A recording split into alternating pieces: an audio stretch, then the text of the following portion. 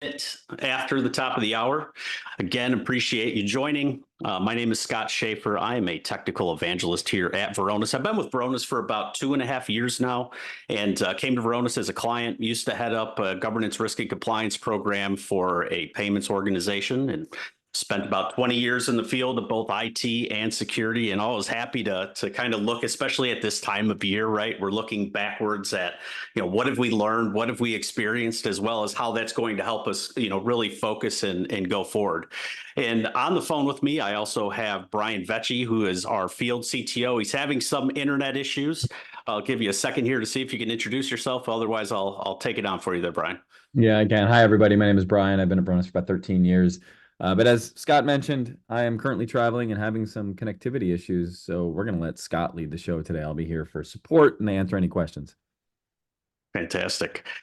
All right. So as you all signed up for, right, we're talking about cybersecurity trends for 2024. And a good place that I'd like for us to start is a poll. What we're going to be talking about is very distinct for trends, but, as there's obviously so many different things that are out there, there could be something that falls in that outlier that could fall into a post-webinar presentation and discussion.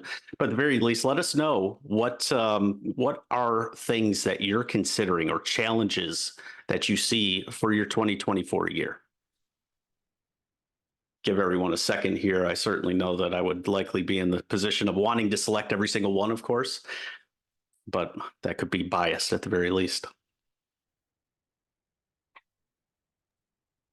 While everybody's answering, I'll say that all four of these are certainly something that we're talking to CISOs about on a regular basis in our meetings. I do think, and Scott, I'm curious about your perspective, Gen AI and large language models seems to be at the first and last thing people are asking about these days.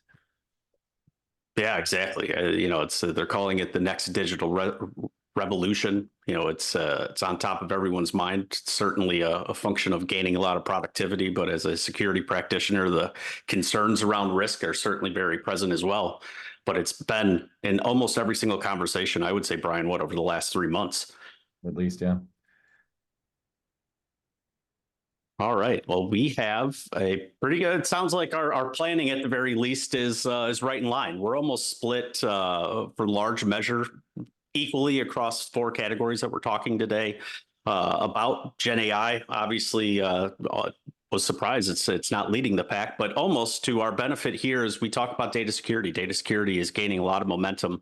31% of the voters in the poll here chose data security, threat detection response right in line, and compliance and privacy. 1 vote out of the 95 that came in was for other. So it's very interesting. Would certainly like to hear what that's about.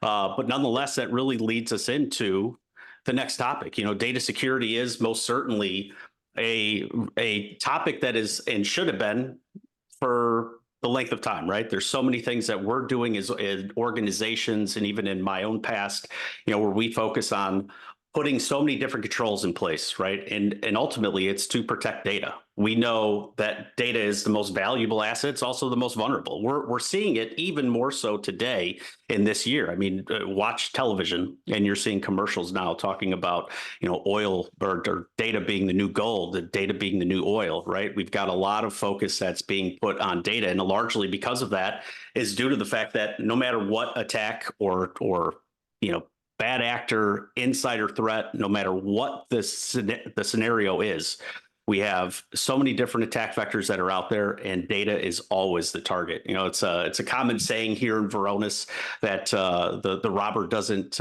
break into the bank to steal the pens, and it's very, very honest, right? And it's a good analogy that we can take. And on top of that, go ahead, Brian. I was going to say, if you think about data security, data protection, and privacy as an onion, that you have layers from your endpoints to your firewalls, various types of controls. Data is at the center of it because that's what we're trying to protect. Yeah, precisely. And not to mention, it's very hard to protect because it continues to grow. That's one thing that we can maintain across any organization. I think there's been plenty of stats out there that said roughly 90% of the data that's been created has been created over the last 2 years, but that's one of those elements that's been true since 2012. And there's so many different ways to provide access to that data. And, you take that person out of their seat and identify what they have access to. And it's generally too much. It's easy to provide access, but it's hard to take that away. And ultimately, that's where, a lot of organizations are focusing, and it's only going to be like kerosene on a fire, right? Because there's going to be generative AI, productivity based AI. You've got self-trained, LLMs and things that are going to surface a lot of data. They're going to make us more productive. But I really think that a lot of these percentages and trends that we've seen to date are going to significantly grow over time.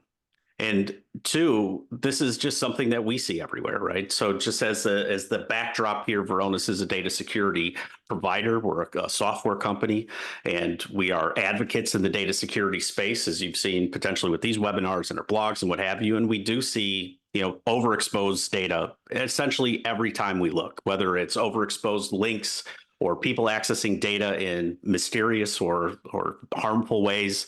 You've got shared security models for cloud applications that, they'll cover your infrastructure, they'll cover their patching, they've got these security functions on the back end, but you as an organization and us as data owners, we are responsible for managing that data and that data access. And now you add on top of the fact that a lot of the cloud repositories are making it very easy for third parties to be integrated or added into the ecosystem. And there's just this big, mysterious cloud of what do they have access to and how are they using it? And so it's really important, as we start to look at where we've been, of course, as we're doing some bit of a year in review, as we look at where we're heading from a trend basis, but how we're going to start to really focus on that. So it's really good to see the large majority of our participants here really focusing on data security in the next year. And we're largely seeing that as well in most of the conversations that we're having. So as we get into the first trend, the first thing that I want to ask, here's another poll. We're going to get you very involved here for the conversation today, is from an AI perspective. Gen AI, is obviously a fairly wide field when it's talked about, whether it's the co-pilots, whether it's, building and training your own LLM, or it's just the functionality of our users being able to interact with things like ChatGPT or Google Bard or what the case may be. I'd love to know what your focus or priority from an AI perspective, if there is any, obviously, to tell us where your head's at. What are you focusing on? Certainly seeing an opportunity here, probably all of the above again. That's a very common theme, but at the very least, we're going to try to target this in at you here. Yeah, we're seeing a lot of organizations that are gearing up and thinking about how they're going to deploy Copilot, which might be the greatest productivity tool ever created for the enterprise. And of course, every conversation about Gen AI involves ChatGPT in some way. We're concerned about our employees putting data in there and potentially exposing the organization to risk and third-party tools. I'm really curious what people are most concerned about.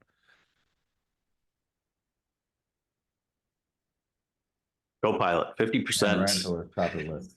Yeah, right at the top of the list. That makes a lot of sense. And the external tools being at 27%, but none of the above. It's interesting to hear that, too, at 15%. But nonetheless, it's an area, and I think this goes right in line with what we're going to be talking about, which is the risk and rewards of AI and Copilot specifically, right? I think it's for large measure, a lot of the interactions with AI that we may have on our phones or our personal laptops or what have you, we're identifying opportunities to just test the waters. But from a Microsoft and Copilot perspective, they're the dominant, provider in the market. They're going to be adding a lot of productivity gains. I'm personally looking forward to them as a former practitioner and someone that is in the Microsoft ecosystem all the time. There's a lot of these tasks that can be made much easier, offloaded to something else that I could focus more strategically than tactically. And I know a lot of people are likely thinking the same thing, but with that, there's a lot of risks. And so let's dive into what this looks like. And we're just going to use one example. And here's one for Microsoft Copilot in Teams. So, interacting with generative AI, again, productivity gains, you're going to be able to work faster, smarter, more intelligently. And here's a case where, a person is interacting with Copilot in Teams. They're asking, can I get a summary of what has taken place with this Fabricam account? And essentially, what Copilot's going to do is go out and identify, okay, where does this account live? What kind of documents are we going to be able to surface for this user? And the way that it does it is it's going to say, okay, I'll use myself as an example. Scott has access to all of these locations. Let's search, let's index all of the data as present, and now let's start making some recommendations for us. And the issue that largely comes into play here is that the Copilot doesn't necessarily know, or care for that matter, if I'm authorized to see that data. So I may have access to it, and that could be by mistake.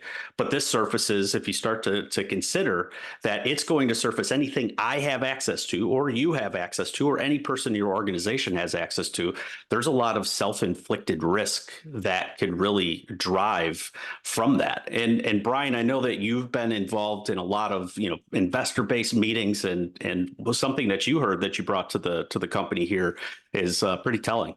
Yeah. So there's an investor at I'm not sure I can cite him yet. We're talking to him to see if we can actually name him, but he was at Ignite and he talked to basically every Microsoft partner. And I've had some similar conversations with Microsoft partners who are working with companies gearing up for the rollout and the deployment of Copilot, which a lot of organizations, as a lot of you are thinking about.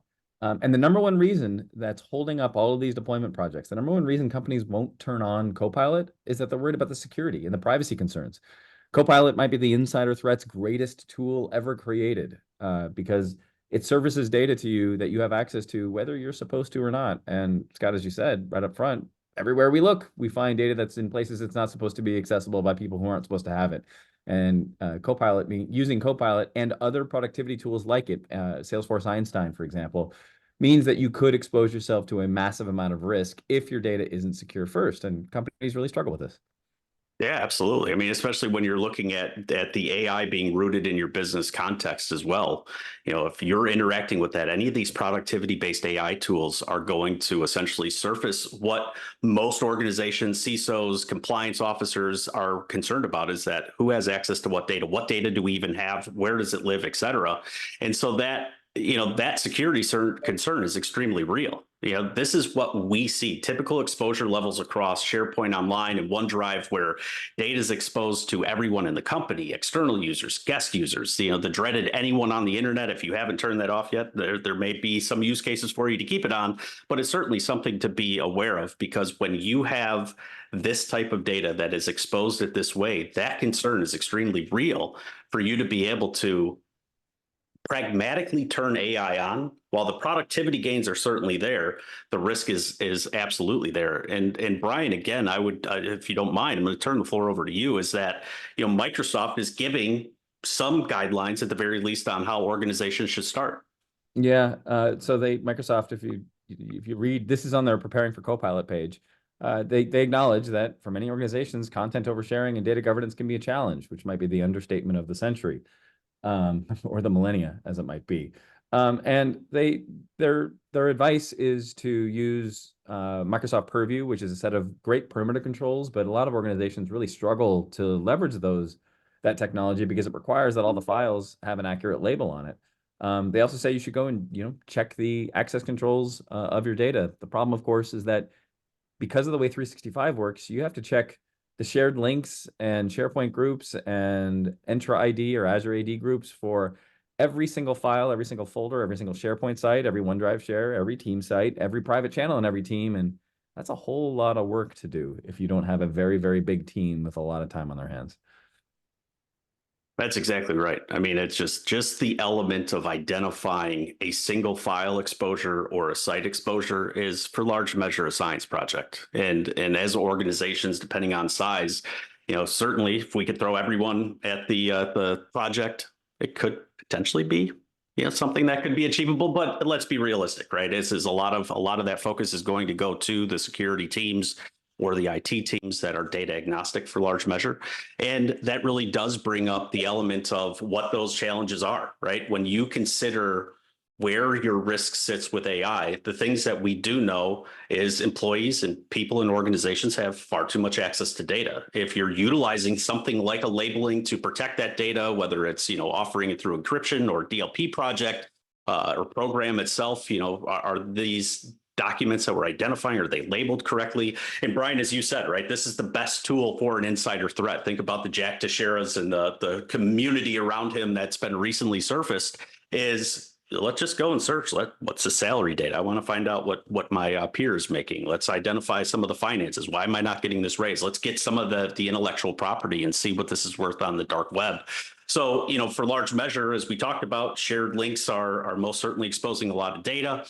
You have to right-size that access. It is not a simple process, and doing it manually often leads to failure. You're going to miss something. It's just the volume is far too large. And when you consider that data growth rate of generative AI is going to not only surface data for you, make you work more intelligently, but create data. And that data is going to be created at a much faster scale than any person can create that. So when you start to wrap your eyes around and mind around your programs around Gen AI, regardless of the machination that they come from, it's going to be pretty important to understand what these challenges are and how we could start to resolve or mitigate these risks and lower the risk of how do we increase productivity while not dealing with a security threat. And, one of the things, again, another poll here. So data security was the lion's share of our first poll as we kicked off.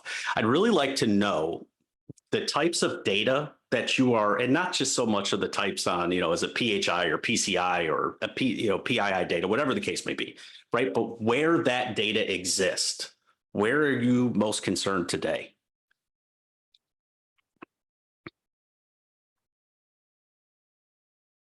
Give everyone a second here to answer. And, data is everywhere. Identities are certainly your access layer in, but it's all part of the ecosystem of where does the focus need to go? And again, it's we're keeping you from selecting all here, but for large measure, it's a function that we need to focus on where the most prized data resides and how are we going to protect it.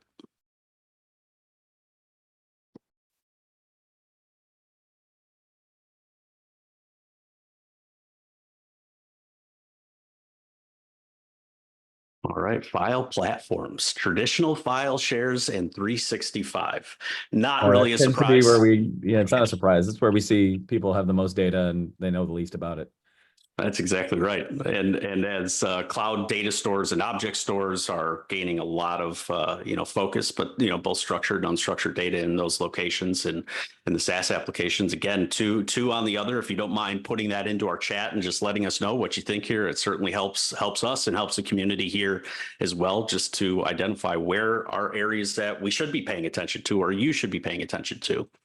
And, with that being the case this year and going back, some time, the element of identifying data protection or data security platforms was generally, something that you would have to go and search for. But Gartner didn't come out with a specific magic quadrant or a category. And now we have the emergence of data security posture management. And data security posture management, of course, is surfacing a lot of what organizations or software platforms are doing today in managing your data security, being able to look in a lot of different places. But for large measure, there's been such as ourselves have been in this field for a very, very long time. And when you think about what and how data security posture management is defined, it's identifying what sensitive data you have, identifying who has access to that data, identifying how that data is being used, and then in some machination or some way, at the very least, depending on where and who you're looking at, how they're providing that posture management, is being able to provide you some general sense of what risk to your data is. And, this is a position that I would say this year, at the very least, and having talked to a number of CISOs across the globe, is data security is having its day. It's having its year. It's becoming more of a focus. And I think we're seeing that through a lot of our, the news coverage. And for anyone that's reading the security periodicals, it's the function of data loss and issues are not going away. And, when you start to consider, where data security posture management sits, not everything is equal to a category.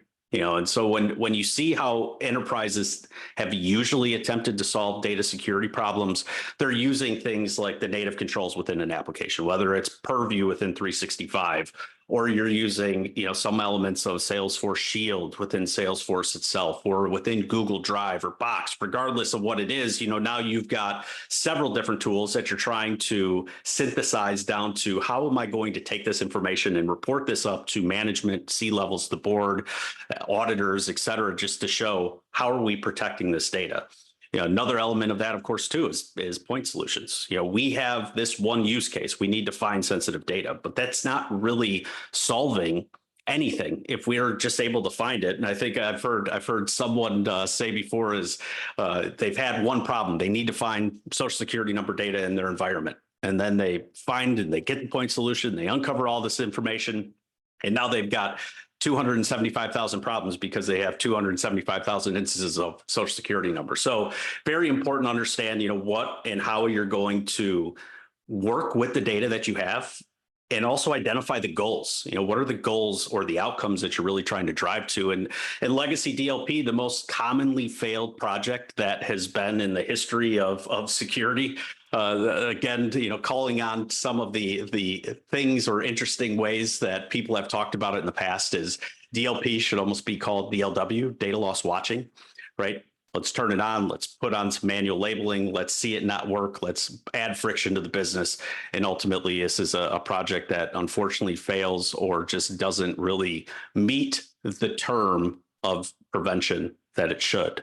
And, so large measure, what we're trying to talk about here is data and data security. A lot of focus this year, lots of different legislation and compliance components that go into this. A lot of the threats, the outputs of the attacks that are taking place, most certainly rising and bringing data to more high level conversations, sitting at the board, sitting in your C-level as well. And so it's important to understand when you're focused on solving this, especially with there being a lot of market hype as well, is to understand the solutions that you're looking at, the platforms that you're looking at, and marry that to the outcomes that you'd really like to achieve at the end of the day.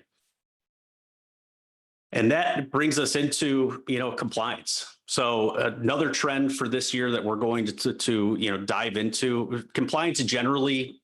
And I know that this was a lower end element of our poll to start off with, of where a lot of the focus has been or going.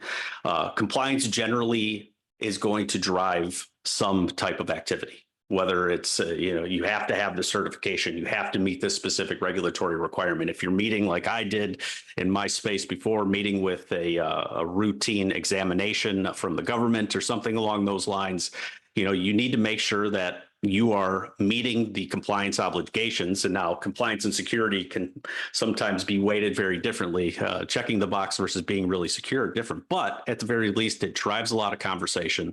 And so I'd really like to understand, across the community here is, are there anything from a compliance standpoint that you're really concerned about? We did give you an all of the above this time. All right, perfect. And that fits. That would largely be probably the winner in every single poll that we ask, but at the very least, SEC out of the individual regulations is certainly top of mind, right? It's coming live, or came live, I believe it's today or sometime this week. And of course, the existing regulations, they stay present for us, but we also need to be, concerned about any type of gaps or elements that will fade into the compliance space, because it's much better to self-identify that risk than have an auditor or an external regulator come in and tell you where your risk is.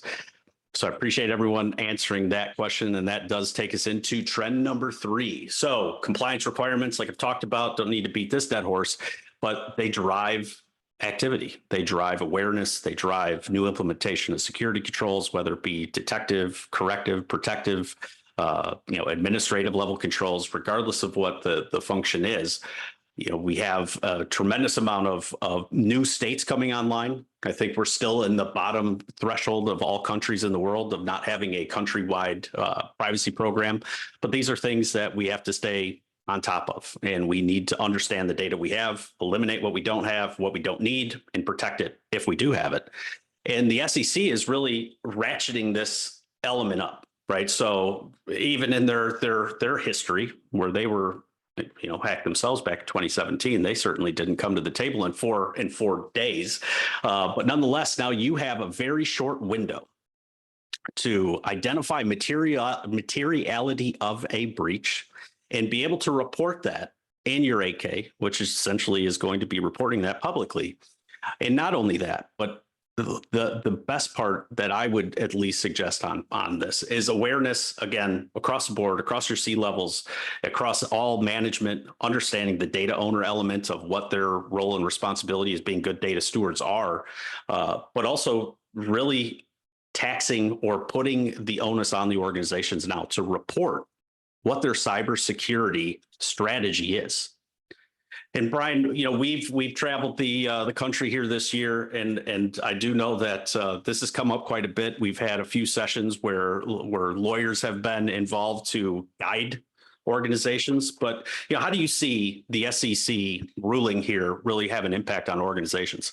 I think this is the sign of the times. I think the idea that organizations, both public and private, that have data that's material to others are going to increasingly need to make sure that they have the right controls in place. I think with the new SEC disclosure requirements are doing is putting these kinds of issues directly in front of a CFO, who now absolutely needs to be concerned with data privacy and cybersecurity. Yeah, absolutely. Absolutely. And even on the investor end too, there's been a lot of debate around how this is going to drive market and stock. And one of the investors that, has at the very least publicly, goes out and talks about these types of things, he was signaling the fact that just plan, don't not invest in a company, plan on that company being breached and just, diversify yourself appropriately. So, when you get into preparing for these rules, it is fortunately fairly simple to evangelize it, right? Could be extremely hard, or there's some risk engaged in really applying it and implementing these. But of course, incident response procedures and plans, it's no longer a function of, tabletop exercises and let's see how we would operate. Those are extremely important, but you need to stress test that. Are you covering all of the threats, or at least a good position on the likelihood of the threats that could impact your organization? And the board needs to be involved, right? The communication, the corporate courtesy, all of those elements need to, really start to elevate, because you need to have everyone in, at the very least, your board, your executive suite, legal, finance, everyone is impacted based on these types of activities today. And those executive capabilities, right, need to be enhanced and they need to be involved. It can no longer be, let's security, we need to have it, of course, but we need to focus on productivity first. This is going to change that dynamic just a little bit. And for large measure, the primary goal is you need to minimize your disclosure risk. And especially when you start to consider, and I'm not sure how many of you in the room here saw this, but with this new SEC requirement, even though it hasn't gone into effect yet, it's kind of a sign of the times, as Brian, as you said, right? There was a ransomware gang that hit an organization. We're not going to name names. I'm sure if anybody has looked in the public domain here, you'll see that. But for large measure, they were able to successfully attack an organization. Ransomware was impacted. They put the ransom and demands to the organization. And when they failed to respond, they were, number one, threatened that this was going to happen. And then when they failed to respond, they actually executed on it. So a whistleblower type of approach from the attacker group went in and told the SEC, this organization has had a material breach. And we know that this would, this type of data was taken, et cetera, et cetera, et cetera. And so that really kind of, adds another quiver to the arsenal of the attackers. No longer can you sit there and try to negotiate. It's not just your data anymore, but we're going to take your data. We're also going to publicly shame you, and it's going to happen very quickly. So it's really a bad fact that we're up against here. The way that the attackers can hold us hostage, it's not just for our money, but now it's public disclosure, which could generally take place later in time. But now that time to act is now, and it's quick. So certainly certainly a concern and things to come for next year. So as we get into our last poll topic, and threats specifically, right? We talked about ransomware. We see the SEC rule itself being used against organizations and for the likes of the attackers. But there are different types of threats, and I saw someone had stated supply chain attacks, most certainly top of mind, for us and globe, because it impacts so many different organizations. But nonetheless, what are the types of threats that you're worried about today and going into next year? Other, of course, being an option here. We took that all of the above away from you again, but nonetheless, if you do have other, please do comment in the chat here for us so we can, have that as a takeaway or have for drive discussion within the chat itself.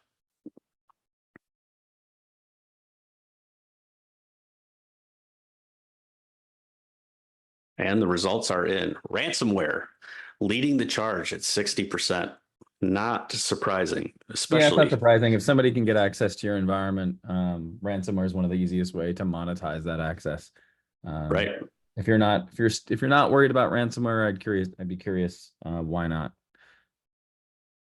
Insider threats too. I mean, especially with the rise of Gen AI and where we're sitting today, that person that's in the room is generally the most lethal because they have the access. They're in the organization. They're on the network. They've got access that they probably shouldn't have. So it's most certainly a concern there. The other from John, appreciate you typing this in here, is overexposure of cloud data and vulnerabilities in customer applications. That is a very strong position, I would say, especially when you get into the customer applications or third-party risk that's available. It's a pretty common theme. So as we get into our last trend that we'll be covering here today, threat detection and response most certainly is important. It's something that the signal to noise needs to be in the right spot. Any type of attack or alert that you're getting that you're not seeing at the time that it's been delivered or ignoring is ultimately useless, right? And as we've seen, on top of everything else, is that this year, shockingly, we were kind of flat for a couple of years, but we have seen a global ransomware increase, up to more than 95% over last year. The CLOP and the Move It breach had a ton to do with this. There's these trends around ransomware that kind of come and ebb and flow around downtimes, and over the summer we'll generally have some quiet time, and then Q1, Q4 are generally much higher. But nonetheless, it really is amazing to see the success rate of this type of attack and how year over year it is only increasing. And if you go back to, I believe it was 1989, there was a first case of ransomware. Someone was handing out floppy disks that had something to do with I would say a advocacy type of approach. And here, put this in your computer. For those of you that remember floppy disks, right? And all of a sudden, your computer and the data on your computer was held ransom. And I think you can get out of jail with that one for about $180. But then, around 2005, this started again. And now when we start to consider the element of, we talk about the productivity basis for ourselves in an enterprise, which is going to be fantastic. We're going to be able to get our meeting minutes taken and task items taken, and we're going to surface data very quickly that are going to help us achieve our goals and do our jobs. But on the other end of that, we're not the only users of AI. Brian, have you had any experience or seen anything in the wild yet around how AI is helping attackers? Yeah, AI is a great tool for helping coders, including people that are coding malware. And the perimeter controls, kind of the last mile controls that the AI providers put in place aren't always sufficient. And as we mentioned up front, Microsoft Copilot and other productivity tools are also a hacker and insider threats greatest tool as well, making it easy to get and analyze any data that a user has access to becomes incredibly powerful when users have access to far too much. Yeah, that's the truth. For so long, there's these very organized groups and the nation state actors and the upper echelon of your technologists that understand how, networks and computer systems and data stores and all these things work. But, we used to talk about the script kiddies, right? Let's go online. We're going to find this. We're going to see how far this could go. We're just going to put this in a batch file or whatever the case may be, send a phishing email and simulation. And it was pretty simple for them just on the copy paste. Now with AI, just think about the element of how effective even the uneducated, or novice in this field can be just with the element of AI. Ask a few things, the next thing you know, you've got a pretty advanced malware threat or ransomware or phishing email, social engineering. Things are going to certainly rise with the help of AI. And for large measure, if you see this note, it's too late. And this is the attack kill chain, identifying and being able to see, the stages of reconnaissance and, escalation and lateral movement, all of the functions that take place within attacks. It's very important to really identify, do some threat investigation, have a tool from a behavioral analytics position, start to surface this information out. And on top of it, of course, as Brian had mentioned as well, is, attempt to limit that risk or reduce the likelihood of the massive impact by really right-sizing access controls. Because it really doesn't matter when you really think about attacks, right? Nobody can have a crystal ball, and if they could, that'd be awesome. But, large measure, we don't know what the next 0 day is going to be. We don't know what the next APT is going to be. We have no idea how AI is going to really start to transform the malware impact and phishing and different attempts that they could take. And while those means change, the end result is always the data. So when you start to consider that onion approach, right, we've got the perimeter controls, we have the endpoint controls, we have so many different areas in the security taxonomy that we could really start to enforce our perimeter security, our internal security. It really comes down to, and this goes with our second trend here on, focusing on data security. And again, really want to call out and applaud the community there that said that that's their biggest focus for next year. But large measure is the end result's always the data. And so if we protect the data where it resides, we have a much better position on being able to lower that impact and ultimately protecting the organization. So the things that you really want to, when you're looking back at your total security stack and how you're protecting data, I would suggest that, these are the questions that you should ask, right? And with some consensus across your security practitioners and peers and in your groups, as well as the executives and everyone else, right? It's just, can we detect any sophisticated attack as it sits today? And okay, fantastic, we can identify those things, but can you investigate and recover quickly? So if we need to get business back online, we need to focus on that level of productivity. We have a mission and a bottom line and a top line that we try to maintain as organizations. We're in business, and businesses are in business to make money and effectively promote and provide their services to their customers. So investigating and recovering quickly, very important to be able to have that forensic ability to put the pieces all back together.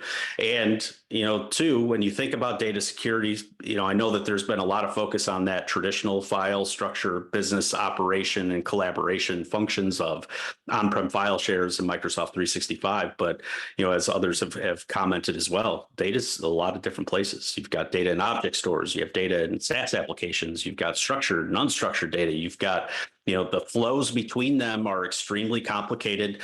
And as the cloud itself, the traditional model of I go insert a ticket, I need access to X, IT provides access to X, that's largely been flipped upside down, because now within cloud repositories and any of the collaboration tools, users could feasibly and likely are responsible for providing access to that data. So, when you're looking at your threat investigation response capabilities, certainly these three questions are very important, very top of mind in regard to how are we going to recover? How are we going to minimize the impact to our organization? Do we have the right set processes, tools, and technologies to really achieve that goal?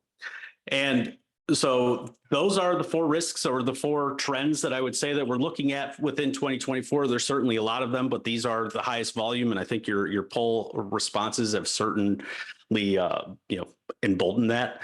But this is from a Varonis perspective. This is exactly what we do. This is exactly what we are here to protect. And so when we start to consider, data protection, what you need to have is that hybrid data discovery and classification, identifying what's important, what's sensitive, what's intellectual property, things not just your PHI and PII data, but what about passwords? What about certificates and those types of context where that data is?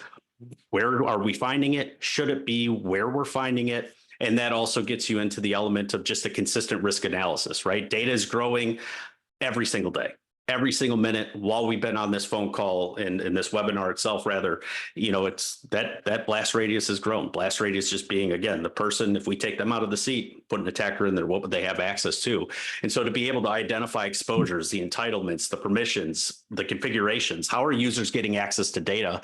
And we know, for large measure is that most of the access that's provided to people aren't even being utilized. It's just a role-based access control or mover process that comes into play.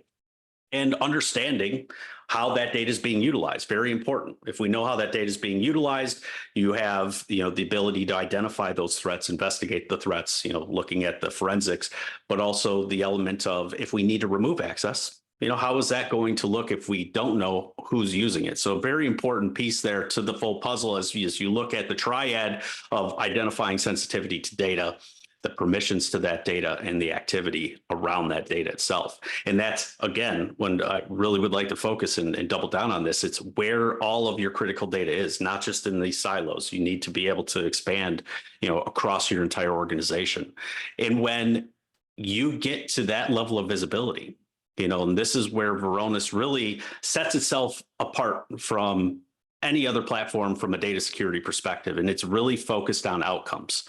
It's identifying what's important, where it's at, who has access to it, identifying who and how it's being used, whether it's people or machines, or now in the landscape of AI, you really need to understand those three pieces, because with them in concert together, you can essentially reduce the blast radius, and you could do so in an automated way. Understanding all of those elements of the metadata, being able to identify if this person is not utilizing it, if this access is stale, if you have a scenario where, applications have been offboarded, people have left the organization, moved to different groups, no matter what the case may be, access is overexposed, data is overexposed. So reducing that blast radius in an automated fashion, setting your policies and being able to achieve the risk mitigation and goals that you have for your data is extremely important. And on top of that, too, is the faster threat detection and response, right? Understanding how that data is being used, leveraging the behavioral analytics that are behind it as well. It's not just the event aggregation, right? Varonis is not an event aggregator. What we're identifying is data events that are taking place. We're mapping that against what we know, who the person is, what is the role that they have, what is the type of data that they typically access, where are they typically working from? When you marry all those things together and you can learn how this user typically operates within the organization, now all of a sudden you can start to point out the abnormalities, right? There's certainly not a position that you want to find out that your finance person is working with finance data. Of course they are. But if they are operating very differently in mass scale, now you have a position here to really quickly respond to detect the threats and quickly respond to them. And on top of that, with proactive incident response, Varonis is a SaaS application. We have eyes on glass 24/7 by 365. All we need is someone to pick up the phone at the organization that we're protecting, and we'll be able to work with you on identifying those threats, minimizing some of the noise, as well as working with you on any of the recovery program that you have. And when you do all of those things, compliance becomes a very easy outcome that you're going to achieve. You're self-identifying risks. You have controls and policies and automated functions. You've got threat detection. Now, when you start to consider all the compliance mechanisms and rules and regulations that are out there, you can show the picture. Here's where we're at. Here's how we're doing this. Here's the risks that we've resolved. Here's where we're making gains on our security programs. And a lot of that comes down to, the results that we see. from a Varonis customer, we're talking about massive data stores all over in their ecosystem, disparate brick and mortar data centers, cloud applications, SaaS applications, infrastructure as a service with object stores, both structured and unstructured data. It's very important to protect data where it lives, wherever it's at. And when you consider classifying all of that data, labeling it, if you're utilizing labels for any downstream impact from DLP, remediating any overexposure, whether it's external or org-wide exposure, and then having the element of proactive incident response. Again, this is a story from a new Varonis client, roughly in the last year here, and we're able to identify ransomware impacts ahead of time. We're able to see that there was some abnormal access, and we're also looking at things like insider threats as well, right? Data, regardless of the actor, regardless of the mechanism, regardless of the path there, the data is always going to be, subject and the target of any of these attacks. So being able to wrap all of these things together, there's plenty of very good success stories that we have as an organization working with data and protecting data for organizations, really minimizing the impact of a breach if it were to occur, but also giving you a lot of intelligence on identifying what is your risk. And that brings us into, how we work with organizations. And we'll be pulling up a poll here. Again, just something for you to be able to respond. Risk assessment. This is how I started. I was a Varonis client. Free risk assessment.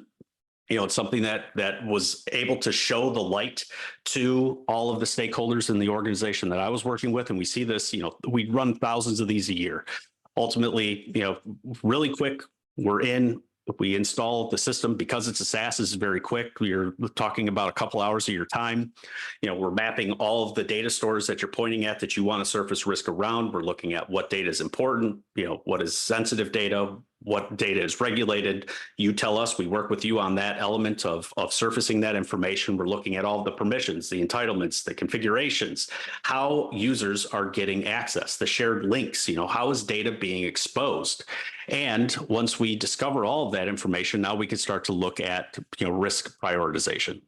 So roughly 3 weeks into a free data risk assessment, you have a really good identification of risk in your environment to your data, as well as a series of automations and elements from a detective and protective and corrective control, environment to be able to focus on the identity stores and your data and how that data is moving and any types of usage characteristics or things that are taking place in your organization that may not be what you expected, and many times. And unfortunately, the bad actors are in your network potentially already. So being able to identify what their target is, looking at how that's being utilized and surface that up is something that you would have access to. And you also have access to our incident response team.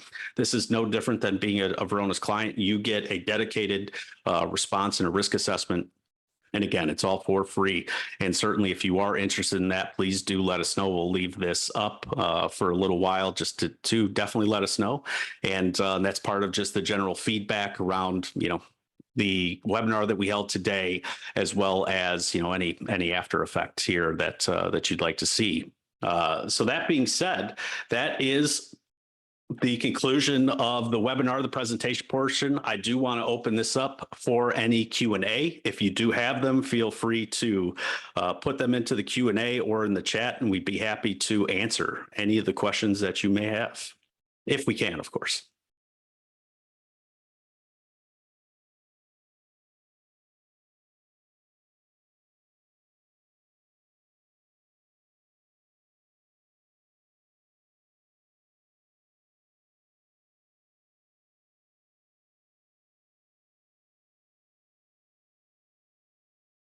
Definitely, folks. Don't be shy if you have any questions. Otherwise, certainly we'll keep this open here for a couple more minutes. But I do want to appreciate, your time here for joining us today. Very much appreciate the time that you do give us and providing some insight to us within the chats as well. Giving us some other things to think about and working amongst the larger community here.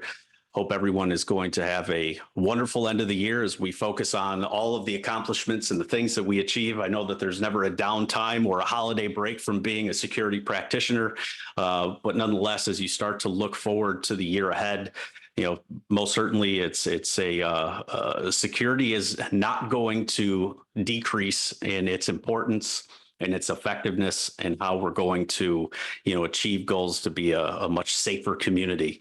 But nonetheless, I do want to, again, thank you and hope you all have a great end of the year and a great holiday and a lovely start to the new year.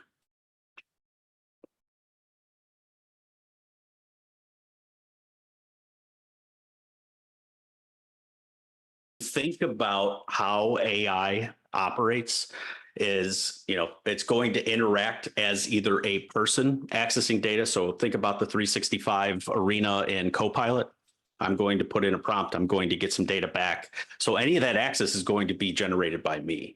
If you look at how, from a Varonis perspective, when you're looking at AI, any identity, any data touch, we're going to be able to identify and surface and be able to add risk to it. Now, it's still very, very early in inception, right? A lot of people are in private preview modes or, just getting started with copilots and, the whole element of trained LLMs as well. That's no different than data science and data engineering and machine learning and things that have been along for a very long time. And we do see that activity today, depending on the data store that we connect into. So, that is most certainly an element here that yes, we do. It's going to continue to grow and it's got a lot of our focus.